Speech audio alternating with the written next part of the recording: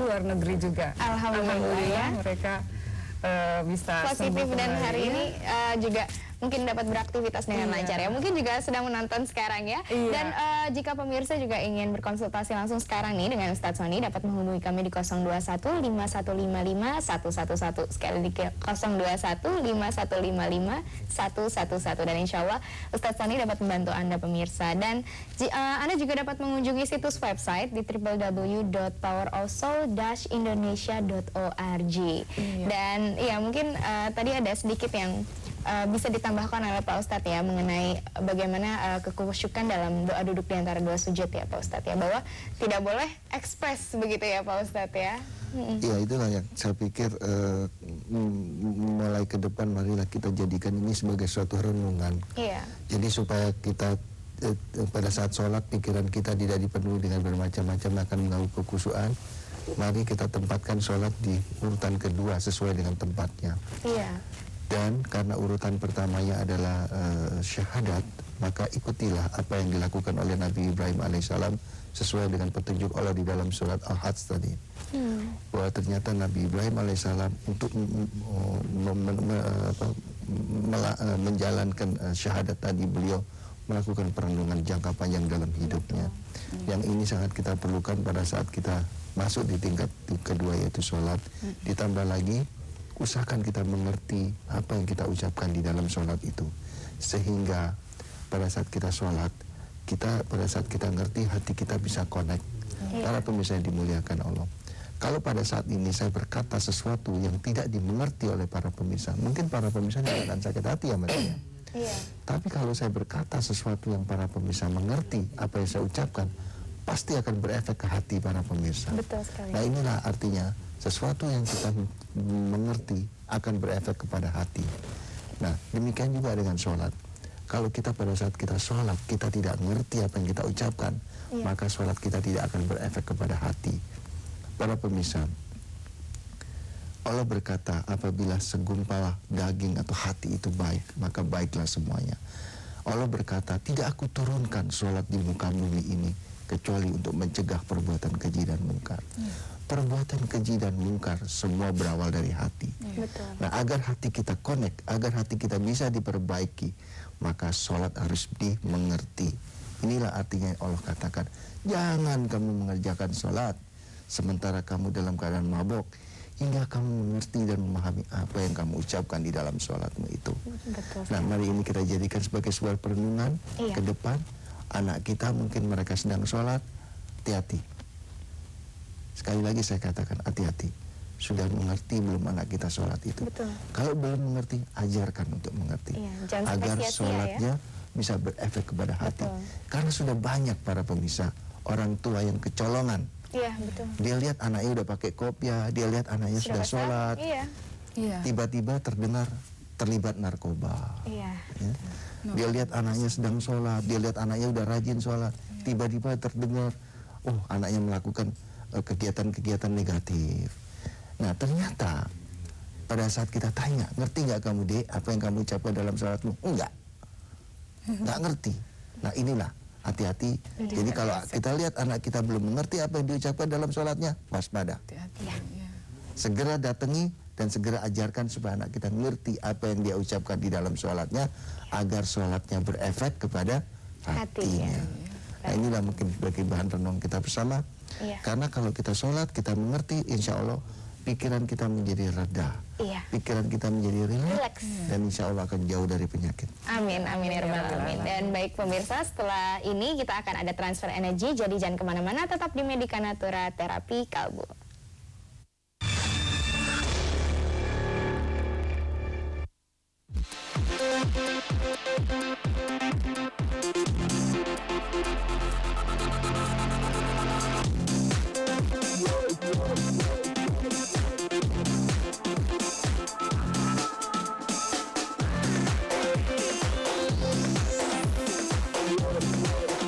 Akan menginformasikan tempat-tempat belanja dengan barang-barang berkualitas dan harga murah.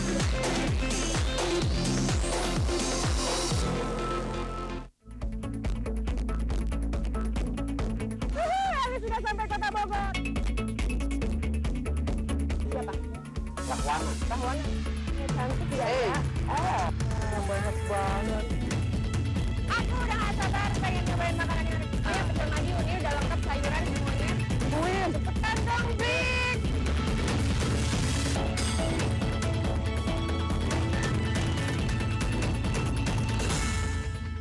Review film-film terbaru.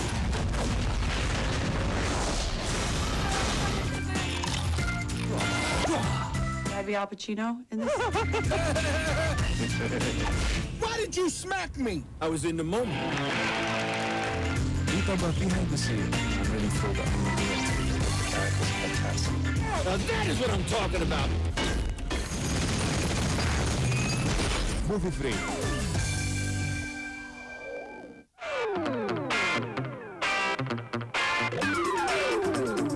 Take it out. Edi, sudah lama namanya Edi. Edi, enak ditonton. Wah, Bo, lemah syahwat nih kayaknya. Wah, ini udah lapar, makan dulu gitu. Peace out. Kayak ngerti aja peace out artinya.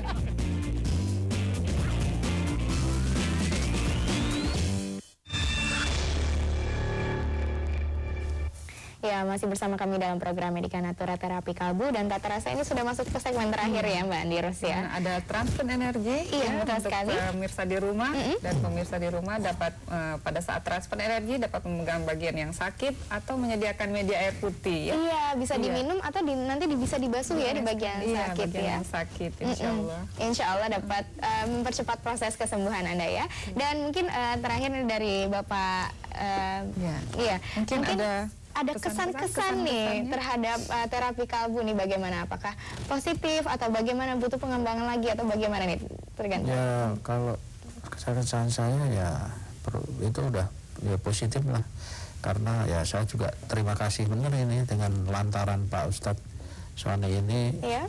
jadi kesehatan saya juga tambah apa ya, kita Dapat bisa fit beraktivitas, lagi. fit apa ya. lagi, rasanya juga udah tenang begitu ya. Iya. Ya saya juga pesan dengan para pemirsa yang budiman ya, kalau misalkan ada keluhan-keluhan ya alangkah baiknya, karena saya sendiri sudah merasakan Iya. ya, bisa datang ke tempat Aromaterapi praktek kalbu. ya Ustadz Pak Sony lah, kira-kira begitu Mbak. Iya, karena ini adalah bukti ya pemirsa Iya. ya. Jadi karena kesaksian 73 pasien sudah ada ya. Jadi di studio, memang ya. bukan disengaja ya, namun memang ini bukti, dan Allah memerintahkan kita manusia untuk selalu yakin kepadanya bahwa Dia akan menyembuhkan apabila kita mau berusaha ya Mbak Andirus Jangan ya. putus asa, Iya. jangan cepat menyerah ya, Iya. tetap mencari solusi dan berikhtiar. Dan Betul salah sekali. satu solusinya yaitu datang ke tempat Terapi terapi kalbu Kalbu di Jalan Hutan Kayu Raya nomor 24 Jakarta Timur. Nomor teleponnya yaitu 021 858 2029 atau 8500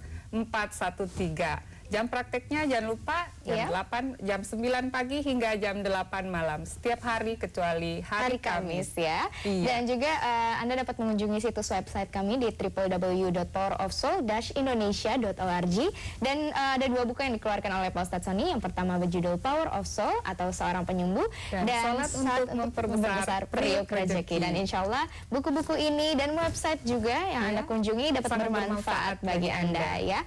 Dan ya ini tak terasa ya, Iya. ini saat yang ditunggu-tunggu mungkin untuk pemirsa yang di rumah. Transfer Sekali lagi energi, ya, ada ya. transfer energi, jadi bisa memegang bagian yang sakit atau menyediakan media air untuk dapat diminum atau dibasuh di bagian yang sakit ya. Mungkin langsung saja oleh Pak Ustadz. Iya. Iya. Para pemirsa yang dimuliakan Allah, saya ingin memberikan sedikit saja kesimpulan acara kita hari ini, Iya. bahwa ternyata para pemirsa, sesuai dengan tema kita pada hari ini, ternyata salah satu daripada kegunaan sholat adalah kita bermohon untuk minta diberikan kesehatan, dan itu kita ucapkan setiap hari, setiap kita sholat, pada saat kita duduk di antara 2 sujud. Mudah-mudahan ini menjadi bahan renungan kita bersama, dan ke depan bagaimanapun juga lebih baik kita cegah daripada kita obati. Ternyata Islam telah memberikan pencegahannya pada saat kita duduk di antara 2 sujud. Para pemirsa, sesuai dengan janji kita pada awal tadi bahwa kita akan melakukan doa bersama, maka kalau memang para pemirsa pada hari ini suka apa, badannya suka terasa dingin ya, perutnya kembung, badan seperti tidak ada power, lemas sekali. Nah, silakan dipegang di rusuk bagian kanan ya. Kalau suka gatal-gatal rasanya seperti pindah-pindah gatalnya, terus aus ya, timbul rasa aus. Nah, itu berarti tanda-tandanya kita mesti waspada terhadap pankreas. Maka dipegang aja di rusuk bagian kiri. Kalau para pemirsa mungkin suka berdebar-debar, timbul rasa cemas yang sangat berlebihan ya, seperti tidak ada rasa percaya diri, pegang di atas ulu hati seperti ini ya. Kalau misalkan para pemirsa susah untuk konsentrasi, susah untuk fokus, kepala juga rasanya tegang, leher-leher kaku ya, silakan dipegang di kepala bagian kanan seperti ini. Kepala bagian kanan ya. Para pemirsa, kita harus yakin dan kita harus percaya bahwa alam jagat raya ini berikut isinya, ada yang punya. Itulah yang diucapkan oleh kita semua pada saat kita membaca surat ayat kursi. Ya, surat kursi di situ terlihat sekali bahwa Allah itu pemilik kerajaan langit dan bumi. Betul. Artinya apa? Langit, alam jagat raya ini semua ada yang punya. Kalau ada yang punya pasti ada yang ngatur. Nah, yang punya berkata, kalau kamu bermohon pasti tak kasih. Para pemirsa, berdasarkan pengalaman kita, ternyata doa yang paling bagus adalah doa yang diucapkan oleh orang yang dia dalam hidupnya, dia selalu komit terhadap dirinya, bahwa kalau dia berhadapan dengan kotoran hatinya, dia selalu lawan. Dia berhadapan dengan kotoran hati, dia selalu lawan. Betul. Sehingga akhirnya hatinya akan terus dibersihkan dari kotoran-kotoran hati. Nah, ini yang sangat kita butuhkan pada saat kita berdoa. Baik. Jadi letaknya bukan di jenis bahasa yang harus kita ucapkan bahasa Berapa apa, kali ya? harus diucapkan berapa kali, harus waktu tertentu, tidak ya. Saya katakan sekali lagi, tidak. Doa yang paling baik adalah doa yang memang diucapkan oleh seseorang yang dia dalam hidupnya banyak berbuat kebaikan. Mari ke depan, mari kita banyak berbuat kebaikan dalam hidup ini. Hidup cuma sekali dan sangat sebentar para pemirsa. Mungkin para pemirsa kalau kita coba renung pada waktu kita kecil, kok tiba-tiba sekarang kita sudah dewasa, sudah tua, menjelang tua. Mungkin 20 tahun lagi terasa seperti hari ini baru saja lewat. Maka Singkat sekali. mumpung kita masih bisa ada di alam dunia ini, perbanyak perbuatan kebaikan. Iya. Untuk saudara-saudaraku, para wali-wali Allah dari seluruh agama, yang saya yakin pada hari ini banyak sekali yang menyaksikan acara ini.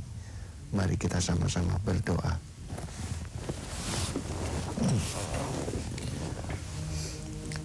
Ya Allah, ya Tuhan kami, Kau berikan kepada kami kehidupan ini, Rob. Kehidupan yang sangat singkat. Namun dalam kehidupan yang sangat singkat ini, kami harus mempertanggungjawabkan kelak di hadapan-Mu dalam jangka waktu yang sangat tidak terbatas. Rob, kasihani kami. Bukakanlah pintu hati buat kami, agar kami dapat memahami bagaimana petunjuk-petunjuk yang sangat kami perlukan itu untuk menjalani kehidupan ini, agar kami selamat, Rob. Kami sangat takut apabila kami salah membaca petunjuk-petunjuk itu, karena kami kelak harus mempertanggungjawabkan di hadapan-Mu dan harus menerima resikonya untuk kehidupan yang sangat tidak terbatas waktunya. Ampuni kami.